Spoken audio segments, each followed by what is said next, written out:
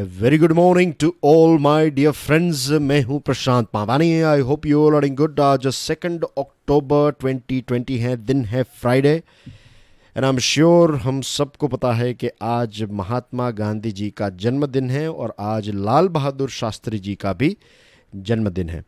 एक बहुत ही खूबसूरत तस्वीर मुझे मिली जो आपकी स्क्रीन के ऊपर है। One of the best leader who made India independent, Mahatma Gandhi ji. उनका जन्म 2 अक्टूबर 1869 को हुआ था।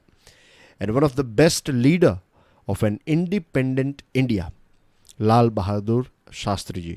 उनका जन्म हुआ था 2 अक्टूबर 1904 में। दोनों नेताओं को, दोनों लीडर्स को कोटि कोटि वंदन। डियर फ्रेंड्स, स्टडी आईक्यू की टीम ने मिलकर एक स्मार्ट कोर्स डिज़ाइन किया है। ये स्मार्ट कोर्स सिविल सर्विसेज की एग्जामिनेशन के लिए है। It covers your pre as well as mains examination.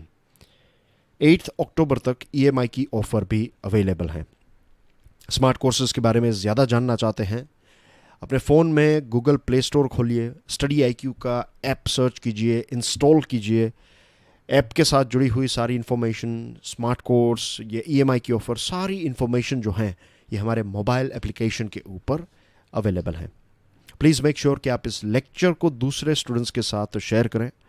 अगर वीडियो पसंद आता है then hit the like button. हमारी चैनल को सब्सक्राइब करना ना भूलें। और आप में से वे सारे स्टूडेंट्स जो इस लेक्चर की पीडीएफ को डाउनलोड करना चाहते हैं, check out my Telegram channel. अगर आप फेसबुक के ऊपर हैं then you can follow my page, that is Prashant T Mawani. आप सर्च करेंगे फेसबुक के ऊपर, आपको मेरा ये पेज मिल जाएगा। आज 2 आर्टिकल्स जो हैं ये एनजीओज़ के साथ जुड़े हुए हैं, 2 आर्टिकल्स गांधी जी के जीवन के साथ जुड़े हुए हैं, उनसे हम क्या सीख सकते हैं, थिंग्स लाइक दैट। और 2 आर्टिकल्स जो हैं वो इंडिया और चाइना के साथ जुड़े हुए हैं। तो पहला जो आर्टिकल है, कंस्ट्रेनिंग क्रिटिक। एमनेस्टी इंटरनेशनल का नाम आपने सुना होगा। यूपीएससी की प्रीलिम्स एग्जामिनेशन में और दूसरी स्टेट लेवल की एग्जामिनेशंस में एमनेस्टी इंटरनेशनल या फिर इस प्रकार के जो फेमस नाम हैं, ऐसे बड़े बड़े ऑर्गेनाइजेशंस के हेडक्वार्टर्स पूछे जाते हैं कि एमनेस्टी इंटरनेशनल का हेडक्वार्टर जो है वो किस जगह पर है। तो बताइए कहाँ पर है, कौन सा वो शहर है जहाँ पर एमनेस्टी इंटरनेशनल का हेडक्वार्टर है। दूसरा प्रश्न जो मैं आपको पूछना चाहता हूँ, एक हेडक्वार्टर का प्रश्न है, दूसरा है कि इसकी स्थापना जो है कौन से साल में हुई थी। तीसरा जो प्रश्न है वो ये है कि ये जो एमनेस्टी इंटरनेशनल है वो बेसिकली क्या काम करता है। आपको पता चल ही जाएगा इसके बारे में, लेकिन मैं चाहता हूँ कि आप अबाउट अस में जाइए, एमनेस्टी इंटरनेशनल की वेबसाइट में अबाउट अस में जाइए और देखिए कि अबाउट अस को पढ़िए। It will take 2 to 3 minutes, लेकिन आपको समझ में आ जाएगा कि इसका मेन कोर काम जो है वो क्या है। ये बेसिकली एक एनजीओ है, नॉन गवर्नमेंटल ऑर्गेनाइजेशन। मैं आगे इसके बारे में डिस्कशन करूं उससे पहले मुझे 2 चीज़ें याद आई हैं जो मैं आपके साथ शेयर करना चाहता हूं। पहला तो ये है कि आप में से एक स्टूडेंट ने प्रश्न पूछा था, I think day before yesterday आपने प्रश्न पूछा था। आपने कहा है कि आप एक लंबे टाइम से इस सीरीज़ को फॉलो कर रहे हैं, तो आने वाली जो यूपीएससी की प्रीलिम्स हैं उसको आपको अटेंड करना चाहिए या नहीं। आपने मेरा एक ओपिनियन मांगा है। द थिंग इज़, ये जो जवाब है ये दुनिया का, मेरी अंडरस्टैंडिंग ये है कि दुनिया का कोई भी इंसान ये आंसर आपको नहीं दे सकता। आप खुद इसका आंसर तलाशिए। अगर आपको कॉन्फिडेंस है कि आपने तैयारी अच्छी की है तो आप डेफिनेटली जाइए। थोड़ी बहुत घबराहट जो है दैट इज़ क्वाइट नेचुरल, लेकिन आप बहुत अगर घबरा रहे हैं और आपको लग रहा है तो उसके पीछे कहीं ना कहीं रीज़न ये होगा कि शायद आपकी प्रिपरेशन अभी उतनी ज़्यादा अच्छी नहीं हुई है। और हर एक व्यक्ति का अलग ओपिनियन होता है। मेरा ओपिनियन ये है, अगर मैं आपकी जगह पर होता तो मैं ऐसा करता कि मैं 1 साल और प्रिपरेशन कर लेता और उसके बाद एग्ज़ामिनेशन देने के लिए जाता। लेकिन अगर मैं आपकी जगह पर होता तो आप जो चाहे, आपको जो सही लगे वो आपको करना चाहिए, क्योंकि मैं आपको डिसीजन लेने में मदद कर सकता हूँ, आपको डिसीजन आपके ऊपर थोप नहीं सकता। अगर मैं आपको कहने लगूँ ये करना है वो करना है तो that will, as a human being आप ग्रो नहीं कर पाएंगे और कभी भी डिसीजन नहीं ले पाएंगे। तो आप खुद सोचिए कि आपको देनी है एग्ज़ाम या फिर नहीं देनी है।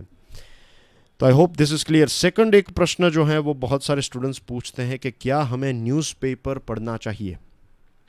मैं आपको कोई फिज़िकल एक्सरसाइज सिखाऊं, आपको कहूं कि अगर आपको लेट्स से कि स्ट्रॉन्ग लेग्स बनाने हैं then you need to do this exercise, right. अब मैं आपको वो एक्सरसाइज समझा दूं, अगर आप वो एक्सरसाइज नहीं करेंगे तो क्या आपके मसल्स जो हैं वो ग्रो करेंगे? The answer is no. ये लेक्चर जो है लगभग 30 मिनट का होता है, तो 30 मिनट के इस लेक्चर में मैं आपको एक ब्रीफ या फिर एक ओवरऑल आइडिया प्रोवाइड कर देता हूँ।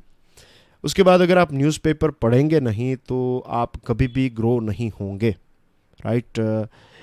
एग्जामिनेशन की प्रिपरेशन कर रहे हैं तो आपको डेफिनेटली न्यूज़पेपर पढ़ना ही चाहिए।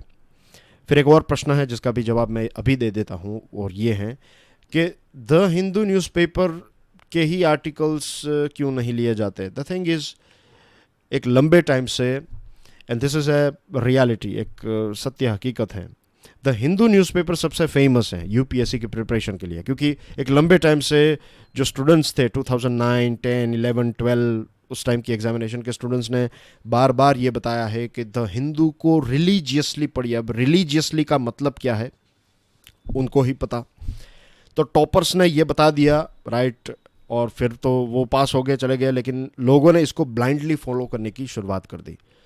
बहुत सारे न्यूज़पेपर्स में बहुत सारे टॉपिक्स के ऊपर बहुत अच्छे आर्टिकल्स लिखे जाते हैं, और एक लंबे टाइम से एक चीज़ ऑब्जर्व की गई है कि सिर्फ हिंदू न्यूज़पेपर के एडिटोरियल्स एंड आर्टिकल्स पर्याप्त नहीं है, and this is again my point of view. आप चाहे तो इसको फॉलो कर सकते हैं, अगर आप चाहे तो आप इसको फॉलो ना करें, राइट? मेरी जो अंडरस्टैंडिंग है पिछले लगभग 7-8 सालों की जो अंडरस्टैंडिंग है, तो उसमें मुझे ये पता चला है कि जो इम्पोर्टेंट टॉपिक्स हैं आपके सिलेबस के पॉइंट ऑफ व्यू से, इम्पोर्टेंट टॉपिक्स के ऊपर लिखे गए आर्टिकल्स अलग अलग न्यूज़पेपर्स के जो हैं उनको आप पढ़ सकते हैं। सिर्फ हिंदू न्यूज़पेपर के ऊपर रिलाय रहना जो है वो मेरे हिसाब से अच्छी स्ट्रेटजी नहीं होगी। इसलिए आप देखेंगे कि ये जो एनालिसिस है इसमें द हिंदू के आर्टिकल, एक टॉपिक के ऊपर द हिंदू का एक आर्टिकल है, दूसरा जो है ये टाइम्स ऑफ इंडिया का है। सेम थिंग, गांधी जी के ऊपर एक टाइम्स ऑफ इंडिया का आर्टिकल है और एक द हिंदू का आर्टिकल है। Same thing goes here as well, right? So this is how this series works. Okay, अब बात करते हैं कंस्ट्रेनिंग क्रिटिक के बारे में। ह्यूमन राइट्स ऑर्गेनाइजेशन जो हैं ये एक बहुत ही इंपॉर्टेंट रोल प्ले करते हैं डेमोक्रेसी में, राइट? वो क्वेश्चंस पूछते हैं, सरकार के कार्यों के ऊपर प्रश्न उठाते हैं, सरकार ने क्या किया, अगर कोई खामियां हैं तो उनको हाईलाइट करते हैं। ऑर्गेनाइज्ड तरीके से एक एनजीओ या फिर ह्यूमन राइट्स ऑर्गेनाइजेशन काम करते हैं, राइट? उनके पास एक्सपर्टीज़ है, सरकार का विरोध करने की एक्सपर्टीज़ है, तो इसमें कोई भी गलत बात नहीं है, और ये हमारी डेमोक्रेसी को और ज़्यादा मैच्योर बनाने में मदद करते हैं। एमनेस्टी इंटरनेशनल एक बहुत बड़ा नाम है। 1977 में नोबेल पीस प्राइज़ भी इस ऑर्गेनाइजेशन को मिला है। अब ये न्यूज़ में इसलिए है क्योंकि भारत ने इनके बैंक अकाउंट को फ्रीज़ कर दिया है। फ्रीज़ कर दिया बैंक अकाउंट, यानी कि अब उनका काम जो है वो यहाँ पर बंद हो चुका है। एमनेस्टी इंटरनेशनल के ऊपर ये डिसीजन या फिर ये जो एक स्टेप लिया है, कड़क कार्यवाही की है जो सरकार ने, उसके पीछे रीज़न ये है क्योंकि एमनेस्टी इंटरनेशनल ने जम्मू एंड कश्मीर का जो स्पेशल स्टेटस है उसको हटाया गया, तो उसके बारे में एमनेस्टी इंटरनेशनल ने एक क्रिटिकल या फिर एक सरकार की निंदा की थी। एमनेस्टी इंटरनेशनल दुनिया भर में माइनॉरिटी राइट्स, टॉर्चर को ख़त्म करने के लिए, फिर डेथ पेनल्टी को बंद करने के लिए, रेफ्यूजी जो हैं उनके अधिकारों के लिए आवाज़ उठाने वाला एक ऑर्गेनाइजेशन है। एमनेस्टी इंटरनेशनल ने यह भी पॉइंट रखा है कि हमने जितने भी पैसे फॉरेन से हमें फंडिंग जो मिली है, ये सारी की सारी फंडिंग जो है ये लॉफुल है, इलीगल फंडिंग नहीं है। और कंस्ट्रक्टिव क्रिटिसिज्म जो है ये हमारी डेमोक्रेसी के लिए बहुत ही हेल्थी और बहुत ही इम्पोर्टेंट चीज़ है। ये वो कड़वा डोज हैं जिसके बिना डेमोक्रेसी की हेल्थ जो है वो मेंटेन नहीं होगी। और ऐसा नहीं है कि मोदी सरकार ने, बार बार आप देखेंगे अलग अलग सरकारों ने, ख़ास करके सेंट्रल गवर्नमेंट में जो भी पावर में रहा है, सेंट्रल गवर्नमेंट हमेशा से इस प्रकार की एनजीओज़ या फिर जो क्रिटिकल सिविल सोसाइटी हैं उनसे हमेशा से थोड़ी एक तिखास हमें देखने को मिली है। एक प्रकार का कड़वाहट, एक कड़वापन जो कहते हैं वो है। और अभी foreign contribution regulation amendment act जो हैं उसको भी पास में, पार्लियामेंट के दोनों हाउसेस में से इसको पास किया गया, तो इसके बारे में भी बात करेंगे। अभी हम बात करने वाले हैं, राइट, नेक्स्ट जो टॉपिक है वो उसी चीज़ के ऊपर है, तो I will throw more light on this thing. Non governmental organisations will continue to have a role in the story of India. Bharat की जो कहानी है, डेमोक्रेसी की कहानी, डेमोक्रेसी जो धीरे धीरे मैच्योर होती जा रही है, तो इसमें राइट टू इंफॉर्मेशन के लेकर एनजीओज़ हैं, फिर गरीबों के हित और वेलफेयर, एमजी नरेगा, फिर प्राइवेसी के अधिकार, जेंडर इक्वालिटी, सेक्सुअल माइनॉरिटीज़ जो एलजीबीटी क्यू कम्युनिटी हैं, फिर एनवायरनमेंट के साथ जुड़े हुए एनजीओज़ हैं। तो ये सारे एनजीओज़ ने बहुत कंट्रीब्यूशन किया है वे सारी जगहों पर जहाँ पर सरकार नहीं पहुँच पाई है। आप देखेंगे बहुत सारे चैरिटेबल ट्रस्ट के हॉस्पिटल्स होते हैं, बहुत सारे चैरिटेबल ट्रस्ट के एजुकेशनल सेंटर्स हैं, स्किल सेंटर्स हैं, तो they have played a very important role. Second जो है topic, choking the NGO sector, foreign contribution regulation amendment bill 2020, दोनों गृहों में से इसको पास किया गया है। और इसका जो वक्त है, इसके ऊपर बहुत बड़ा प्रश्न उठता है कि फ़िलहाल इस बिल की आवश्यकता क्या थी। पेंडेमिक का समय चल रहा है, सिविल सोसाइटी ने मेडिकल के पॉइंट ऑफ व्यू से देखे, बहुत सारे लोगों को खाना पीना प्रोवाइड किया, कपड़े, उनको रहने की फैसिलिटी, ट्रांसपोर्टेशन, दूसरी बेसिक नेसेसिटीज़ प्रोवाइड की हैं कोविड-19 के टाइम पर। और काफ़ी अच्छा एनजीओ ने एक परफॉर्मेंस डिलीवर किया है। तो ऐसे टाइम पर अगर आप उनके ऊपर रोक लगा देंगे, ये 4 चेंजेस जो किए हैं इस बिल, ये अमेंडमेंट ने 4 इंपॉर्टेंट चेंजेस किए हैं। पहला जो चेंज है वो ये है कि एक एनजीओ जो हैं उसको अगर डोनेशन मिलता है या फिर फंडिंग मिलता है, तो वो दूसरे एनजीओज़ को फंड प्रोवाइड नहीं कर सकता। रियलिटी में एनजीओज़ कैसे काम करते हैं, एक बड़ा एनजीओ जो है वो छोटे छोटे बहुत सारे एनजीओज़ को पैसे देता है, और फिर वो छोटे छोटे एनजीओज़ जो हैं वो दूसरे एनजीओज़ को फंड ट्रांसफ़र करके, एक्सपर्टीज़ ट्रांसफ़र करके काम करते हैं। तो ये चेन जो है वो टूट जाएगी। दूसरा जो है वो ये है कि एडमिनिस्ट्रेटिव एक्सपेंस आपका 20% से ज़्यादा नहीं होना चाहिए। सैलरी, ट्रांसपोर्टेशन, फिर बहुत सारी एनजीओज़ रिसर्च एंड डेवलपमेंट का काम करती हैं, राइट। तो नेचुरली उनका खर्च जो है वो 20% से ज़्यादा हो जाएगा। तो आप ऐसा रिस्ट्रिक्शन, ऐसी एक कैप लगाएंगे एडमिनिस्ट्रेटिव एक्सपेंस के ऊपर, तो फिर ये एनजीओज़ जो हैं वो परफॉर्म नहीं कर पाएंगे। फिर एफसीआरए ऑर्गेनाइजेशन की जितनी भी मीन्स उनका एक ही बैंक अकाउंट होना चाहिए, और सिर्फ एक ही ब्रांच, दिल्ली में जो एसबीआई की ब्रांच है वहाँ पर ही बैंक अकाउंट होना चाहिए। आज के ज़माने में क्या ये डिजिटल बैंकिंग आ चुका है, और जब ये आप एफसीआरए ऑर्गेनाइजेशन जब अपने फॉर्म फिलअप करते हैं तो सारी डिटेल्स बैंक की और सारी चीज़ें उनको डालनी पड़ती हैं।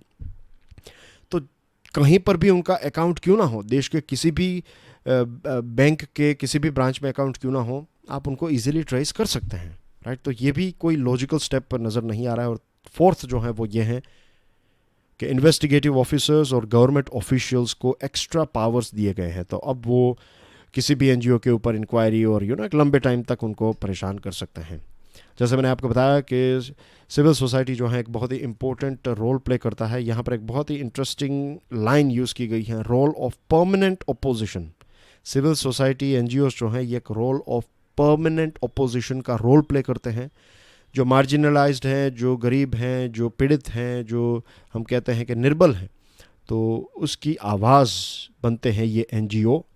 और इंदिरा गांधी के टाइम पर, मनमोहन सिंह साहब के टेन्योर में, और जैसे मैंने आपको इससे पहले बताया सक्सेसिव गवर्नमेंट, चाहे मोदी गवर्नमेंट हो, मनमोहन सिंह साहब की गवर्नमेंट थी, इंदिरा गांधी जी के टाइम पर भी ये हुआ था कि एफसीआरए लॉज जो हैं उनको और ज़्यादा एक्सट्रीम और ज़्यादा एनजीओ को कंट्रोल करने की कोशिश की जाती है, या फिर उनके काम में दखल अंदाजी, या फिर उनको हर्डल्स कि वो ईजिली ऑपरेट ना कर पाएँ क्योंकि वो गवर्नमेंट को क्रिटिसाइज़ करते हैं। The primary reason given by the ministers of state, Minister of State responding to questions of opposition MPs was that the bill sought to bring greater accountability to the sector. Minister of State जो है उन्होंने ये बताया कि इस bill को लाने के पीछे जो मेन रीज़न है वो ये है कि ये जो सेक्टर है इसमें और ज़्यादा अकाउंटेबिलिटी आएगी। अब ऑलरेडी अकाउंटेबिलिटी बहुत ज़्यादा है, एफसीआरए के रूल्स एंड रेगुलेशंस काफ़ी स्ट्रिक्ट हैं। इनफैक्ट ये जो सेक्टर है ये ओवर रेगुलेटेड है। सारी डिटेल्स, एफसीआरए नंबर आपको लेना है, बैंक अकाउंट की डिटेल्स, अगर बोर्ड ऑफ डायरेक्टर में कोई ऐड हुआ, चेंज हुआ तो भी आपको इन्फॉर्म करना है। और दूसरा जो रीज़न बताया सरकार ने वो ये है कि रिलीजियस कन्वर्जन का काम करते हैं। कुछ होंगे ऐसे ऑर्गेनाइजेशन, लेकिन सभी के सभी ऑर्गेनाइजेशन को एक ही पॉइंट ऑफ व्यू से देखना जो है वो भी गलत है। Moving on to remembering Gandhi ji, Gandhi ji को आज पूरी दुनिया याद कर रही है। भारत सरकार जो है, फिलहाल मोदी गवर्नमेंट ने स्वच्छ भारत मिशन में गांधी जी, गांधी जी को as a, you can say, Gandhi ji is a brand, isn't it. Cleanliness की बात करें तो उस टाइम पर गांधी जी स्वच्छता की बात करते थे। गांधी जी का एक ऑडियो भी है कि जहाँ पर सफाई होगी, जहाँ पर स्वच्छता होगी, वहाँ पर भगवान आपको मिलेंगे। यानी कि जहाँ पर क्लीनलीनेस है तो वहाँ पर आपको पॉजिटिव एनवायरनमेंट, या फिर एक, यू कैन से, कि ईश्वर भी आपको वहीं पर मिलेंगे जहाँ पर स्वच्छता होगी, और ये स्वच्छता सिर्फ फिजिकल स्वच्छता नहीं है। I think you can take it to next level. एक मानसिक स्वच्छता, एक हृदय की स्वच्छता भी इसमें हम ऐड कर सकते हैं। एनीवे, कुछ टाइम पहले यूपीए सरकार ने एमजी नरेगा में Mahatma Gandhi national rural employment guarantee act, तो गांधी जी जो हैं ये नॉन वायलेंस का एक प्रतीक है।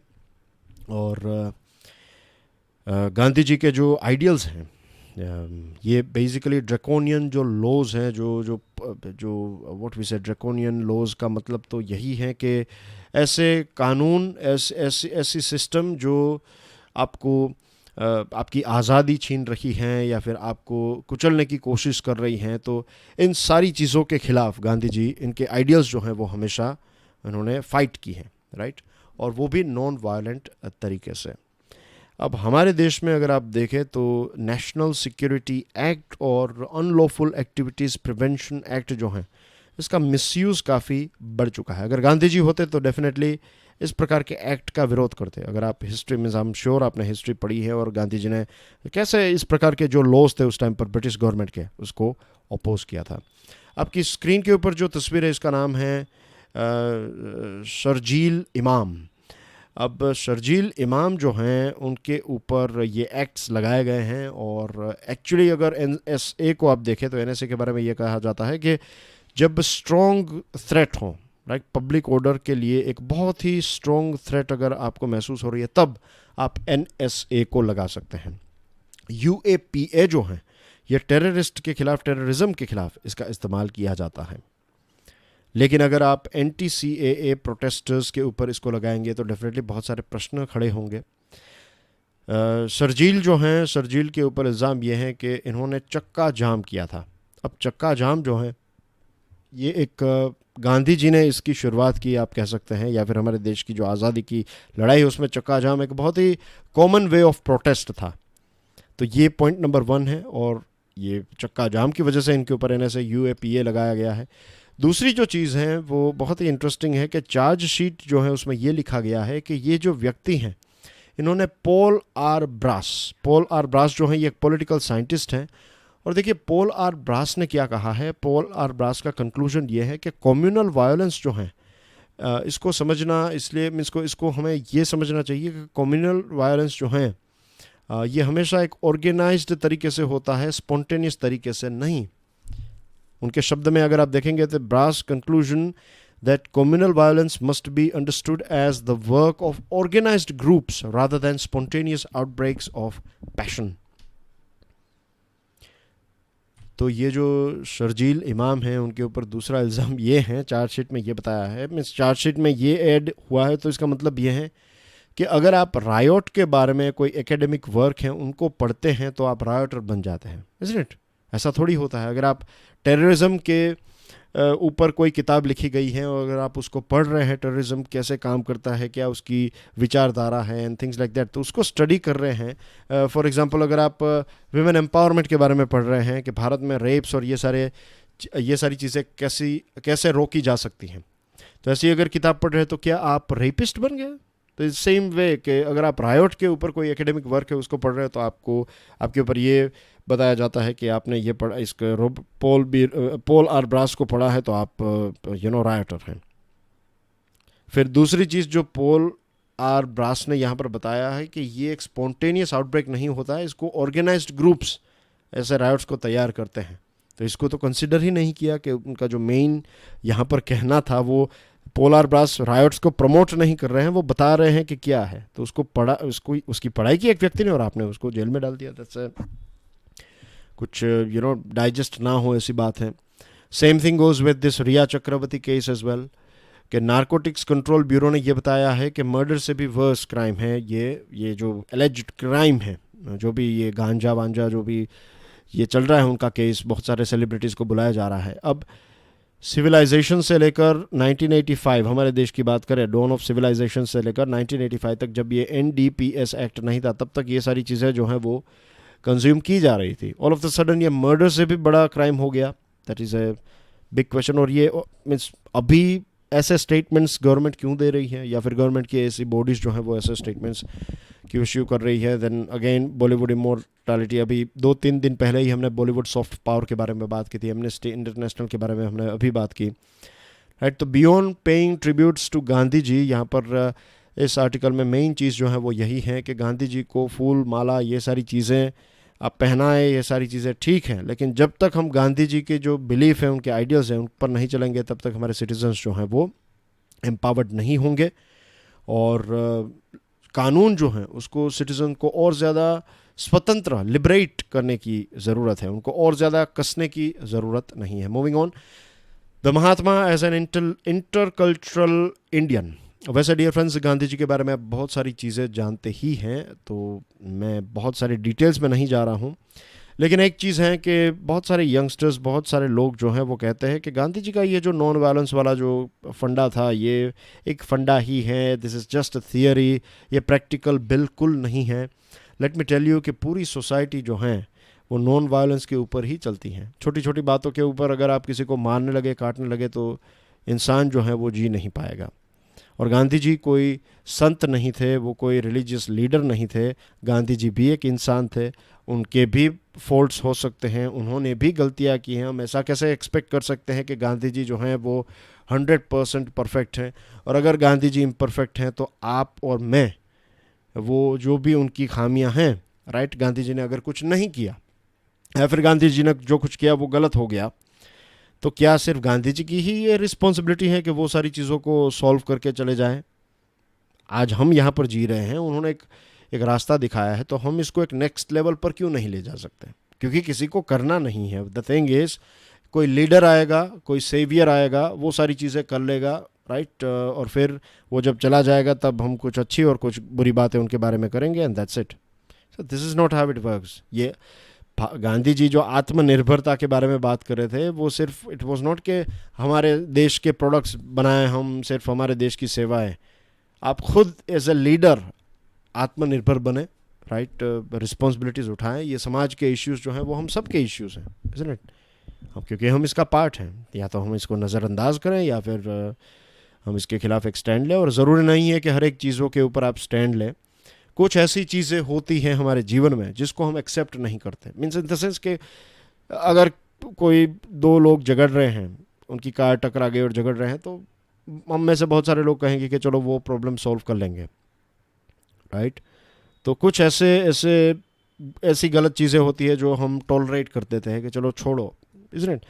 लेकिन कुछ ऐसी चीज़ें हैं, अगर लेट्स से कि किसी ने किसी महिला के साथ दुर्व्यवहार किया, तो हो सकता है कि हम उसको बिल्कुल ही एक्सेप्ट ना करें, राइट। वो भले ही उन दोनों वो जो लड़का है और जो लड़की है, उन दोनों के बीच का मैटर कुछ भी हो, लेकिन अगर वो पब्लिक प्लेस में या फिर किसी भी जगह पर फिर रियलाइज़ कि समवन इज़ हिटिंग और डूइंग सम बैड थिंग, तो फिर वो सिर्फ उन दोनों का नहीं है, ये फिर हमारा भी मसला बन जाता है, right, and we have to step in. तो कुछ ऐसी चीज़ें हैं जो हम एक्सेप्ट, तो गांधी जी ने भी यही कि गुलामी में एक्सेप्ट नहीं करूँगा। बहुत सारी गलतियाँ और खामियाँ और बहुत सारी चीज़ें थी उस टाइम पर, लेकिन गांधी जी ने यह तय किया कि अगर मैं ज़िंदा हूँ देन मैं एटलीस्ट ये गुलामी तो सहन नहीं कर पाऊँगा, बाकी की चीज़ें जो है वो धीरे धीरे इम्प्रूव हो जाएगी। You know, this is the main core. Gandhi ji को जब आप पढ़ेंगे तब आप पाएंगे कि उनका जो मेन, जो एक वन ऑफ द पिलर था, वो यही था कि ये चीज़ एक्सेप्ट नहीं होगी, गुलामी।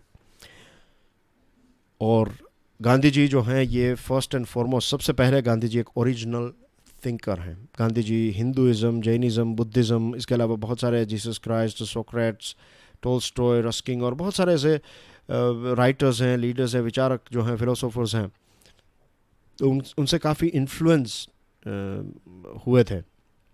और गांधी जी मीन्स गांधी जी को दोनों दुनियाओं का एक्सपीरियंस मिला, राइट। यहाँ पर तो उनका जन्म हुआ था, फिर लगभग 24 ईयर्स तक वो आउट ऑफ इंडिया रहे थे, 24-25 ईयर्स तक रहे थे। अफ्रीका में रहे कुछ 22-23 ईयर्स, फिर यूके में भी थे।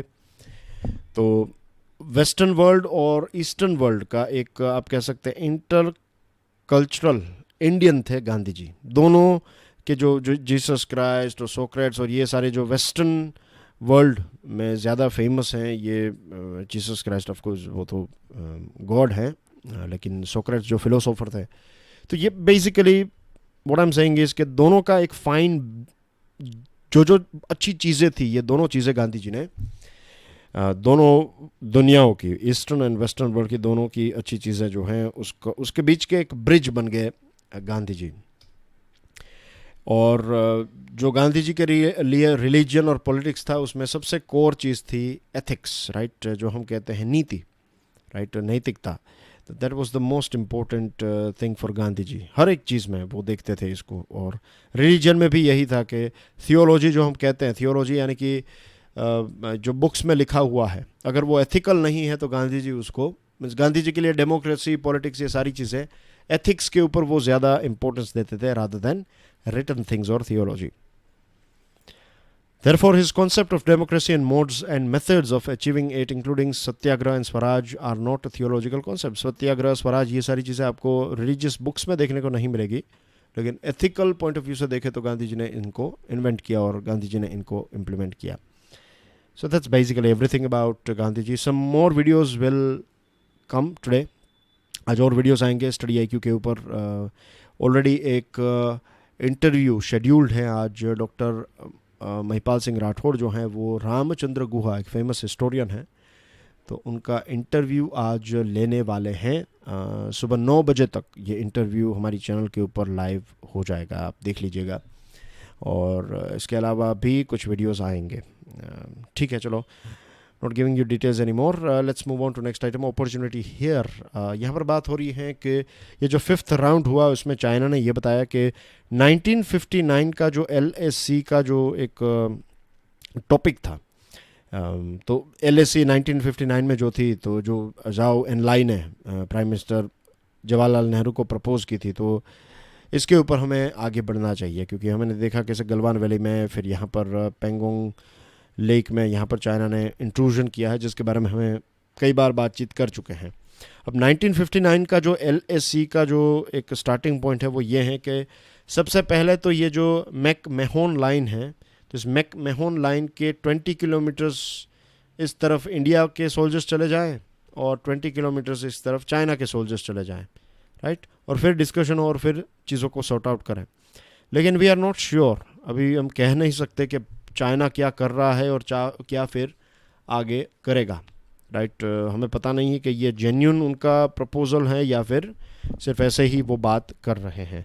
जो भी हो, इस आर्टिकल में इंटरेस्टिंग सजेशन यही है कि हमें इसको एक्सप्लोर करना चाहिए, हमें इसको अनएक्सप्लोर्ड नहीं रखना चाहिए। अगर चाइना जेन्युइनली 1959 का, हमने बेसिकली इसको एक्सेप्ट कभी भी नहीं किया है, इस 1959 के LAC के यूनिलैटरल डिक्लेयर किया, उन्होंने खुद ये डिक्लेयर कर दिया था चाइना ने, तो हम इसको एक्सेप्ट नहीं करते। लेकिन फिर भी अगर वो चाहते हैं कि बातचीत हो और ये सारी चीज़ें हो, तो डेफिनेटली हमें इसको एक्सप्लोर करना चाहिए, देखना चाहिए कि चाइना इसको लेकर कितना सीरियस है। स्ट्रेटेजिक डीलिंग विथ चाइना, ये ओपिनियन शायद बहुत सारे लोग इसका विरोध करें, लेकिन इसको अंडरस्टैंड, इसको समझना है, राइट। देखिए, भारत के बहुत सारे सक्सेसफुल स्टार्टअप में लगभग $8 बिलियन जितना इन्वेस्टमेंट चाइना से आया है, चाइनीज़ इन्वेस्टर्स ने किया है। और बहुत सारे ऐसे गुड्स हैं, सर्विसेज हैं जो चाइना से हमें चाहिए और हमें उनकी नीड है यहाँ पर, राइट, क्योंकि वो हम पैदा नहीं कर पा रहे हैं या फिर अच्छी क्वालिटी के हम पैदा नहीं कर पा रहे हैं। तो आने वाले कुछ टाइम तक हमारी इकोनॉमी भी बहुत ही ख़राब सिचुएशन में से गुजरेगी। ताइवान का यहाँ पर एग्जाम्पल दिया गया है कि ताइवान जो है वो कहता है कि चाइना हमें बार बार धमकी देता है और चाइना तो हमारे ऊपर एक चढ़ाई करना या फिर इन्वेड करने की भी धमकी दे रहा है, लेकिन फिर भी ताइवान के एक्सपोर्ट्स और ताइवान का इन्वेस्टमेंट चाइना में बढ़ता जाता है। चाइना और ताइवान के बीच में रिलेशन, डिप्लोमेटिक पॉलिटिकल रिलेशनशिप बहुत ही अप्स एंड डाउन्स के हैं, लेकिन बिजनेस रिलेशनशिप काफ़ी स्ट्रॉन्ग है। ताइवान की कंपनी है फॉक्सकॉन, और सबसे ज़्यादा आईफोन्स पूरी चाइना में बनाने और दुनिया भर में जो आईफोन सबसे ज़्यादा फॉक्सकॉन बनाती है, तो ये भी ताइवान की कंपनी है जो चाइना में ऑपरेट करती है। यूएसए और चाइना के relationship you know it very well, trade war चल रहा है एक लंबे टाइम से, लगभग 2 साल से भी ज़्यादा वक्त हो चुका है, लेकिन फिर भी टेस्ला जो यूएसए की कंपनी है वो चाइना में एक बहुत बड़ा कार और बैटरी प्लांट बना रही है। अमेरिका के फार्मर्स जो हैं वो चाइना में सोया बेचते हैं, और चाइना का जो BRI है जिसका हम विरोध कर रहे हैं, तो वो काफ़ी फेमस भी होता जा रहा है काफ़ी जगह पर, यूरोप में भी बहुत सारी जगहों पर। और हमारे देश की बात करें, हमारे इर्द गिर्द की बात करें, तो 2005 के बाद आप देखेंगे कि साउथ एशिया के बहुत सारे देश, जिसमें पाकिस्तान है, अफ़गानिस्तान है, फिर श्रीलंका, बांग्लादेश, राइट, मालदीव्स, तो हर जगह पर ये BRI की इम्पैक्ट हमें देखने को मिली है। तो ये सारे देश जो हैं वो धीरे धीरे, नेपाल हैं, तो ये सारे देश धीरे धीरे चाइना की तरफ उनके साथ बिजनेस करके और ज़्यादा प्रॉस्पर होना चाहते हैं। तो हम नोट सेइंग कि चाइना के साथ हमें घुटने टेक देने चाहिए, और बट ये आर्टिकल जो है ये इंटरेस्टिंग इसीलिए मुझे लगा कि हम नेगोशिएट कर सकते हैं चाइना के साथ, राइट। बिजनेस तो बंद नहीं होगा, अगर हम चाहें ना चाहें, फिर हमें पसंद हो या ना पसंद हो, लेकिन बिजनेस बंद नहीं होगा, बिजनेस तो होता रहेगा। लेकिन हाँ, चाइना के हम एक बड़े कस्टमर हैं, तो उनके ऊपर बिजनेस बंद करके प्रेशर क्रिएट कर सकते हैं, ये हमें करना भी चाहिए। लेकिन फिर बिजनेस को और ज़्यादा बैलेंस कैसे हम बनाएं, उसके बारे में भी हमें आज से सोचना और काम करने की एक शुरुआत करनी चाहिए। फिर आज प्रधानमंत्री साहब वैभव समिट यानी कि वैश्विक भारतीय वैज्ञानिक समिट का इनॉग्रेशन करेंगे, तो ये एक बहुत इंपॉर्टेंट टॉपिक है, और कुछ दूसरे भी टॉपिक्स हैं। You can download the PDF and go through it. Please make sure कि आप इस लेक्चर को दूसरे स्टूडेंट्स के साथ शेयर करें, चैनल को सब्सक्राइब करना ना भूलें। Thank you very much, God bless you all, जय हिंद।